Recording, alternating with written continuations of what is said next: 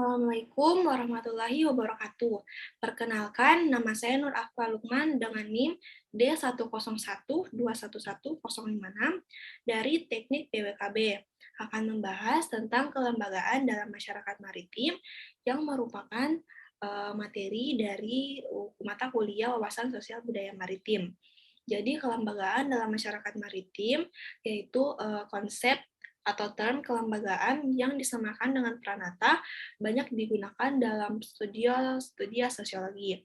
Kelembagaan sama pengertiannya dengan institusi dan kelembagaan atau pranata dipahami sebagai kesatuan dari unsur-unsur organisasi, norma atau aturan, dan bidang-bidang kegiatan tertentu diwadahi dan diatur dalam suatu masyarakat atau segmen-segmen masyarakat.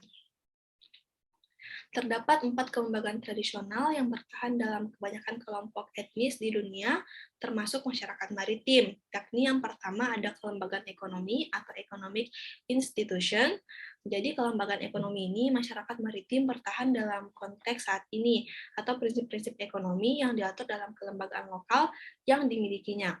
Lalu yang kedua itu ada kelembagaan kekerabatan atau kinship atau domestic institution.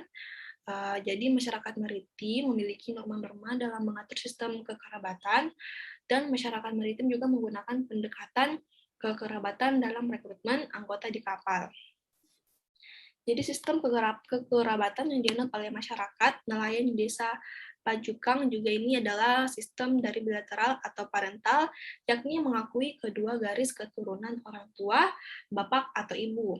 Oleh karena itu, setiap pekerjaan yang dilakukan bila membutuhkan tenaga kerja, maka terlebih dahulu mereka mengutamakan atau mencari keluarga dekatnya. Jadi kondisi sistem endogami masih terus dipertahankan sampai saat ini. Sehingga jadi jarang dijumpai dalam satu unit usaha penangkapan ikan, hampir semua anggotanya adalah satu rumpun keluarga, baik dari keluarga bapak atau keluarga ibu, dari Papale sebagai pemilik usaha.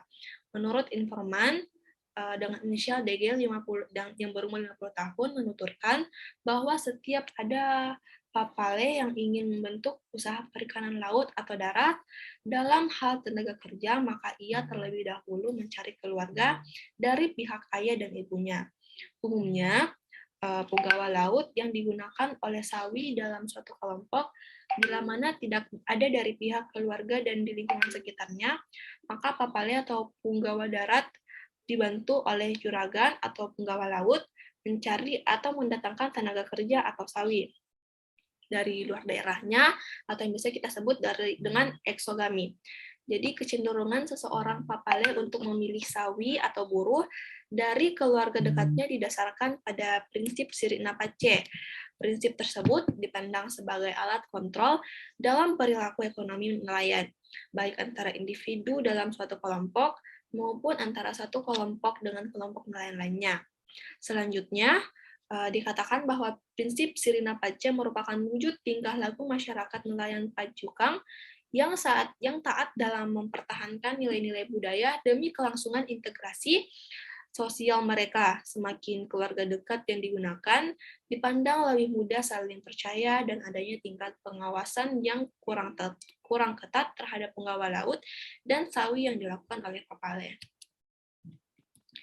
Lalu yang ketiga itu ada kelembagaan agama dan kepercayaan atau religious institution. Jadi masyarakat maritim tingkat religius yang sangat tinggi akan menghadapi laut yang serba tidak pasti. Pranata agama yang mereka miliki dituangkan dalam aktivitas kemaritiman mereka.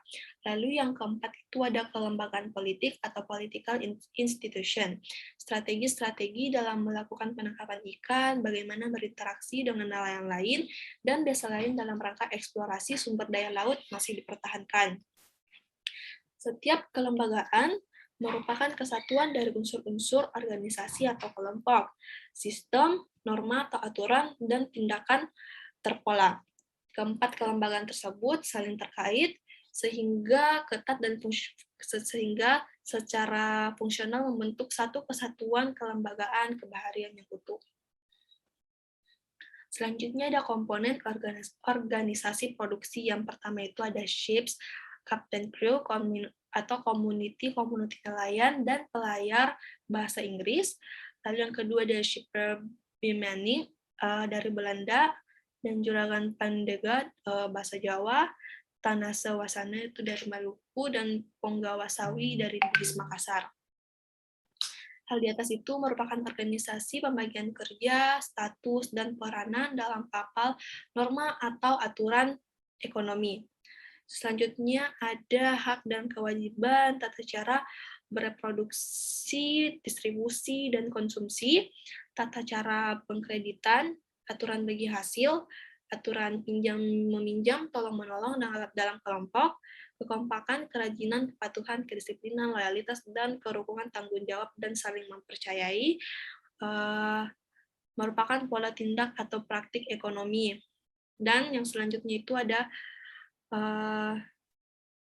pola tindak atau praktik ekonomi. Yang pertama, berangkat dan pulang dari lokasi penangkapan, mengoperasikan berbagai tipe-tipe alat tangkap, memperbaiki perahu, mesin, dan alat-alat produksi, mengolah hasil tangkapan, memasarkan tangkapan bagi hasil pendapatan, penjatahan, dan konsumsi hasil atau pendapatan, serta yang terakhir ada keterkaitan kelembagaan ekonomi dengan kelembagaan lainnya. Pertama itu ada kelembagaan ekonomi, banyak terarahkan dan dikerahkan dengan pranata atau kelembagaan lainnya, jadi tidak otonom. Lalu yang kedua, dalam penyediaan anak buah atau anggota kelompok direkrut dari anggota kerabat, teman, orang sekampung atau sedesa, dan lain-lainnya, atau segala macam kelembagaan perabatan. Lalu yang ketiga, ada diperlukan sistem kepemimpinan baik tradisional maupun modern dalam pengelolaan aktivitas atau usaha ekonomi nelayan dan pelayaran atau kelembagaan politik. Lalu yang terakhir ada sistem ekonomi atau produksi, distribusi, dan konsumsi. Banyak dipengaruhi oleh sistem keyakinan dan ritual keagamaan, demikian halnya kepercayaan dan praktik ilmu gaib atau magic. Jadi sekian yang dapat saya sampaikan. Kurang dan lebihnya mohon dimaafkan bila ada kesalahan kata. Wassalamualaikum warahmatullahi wabarakatuh.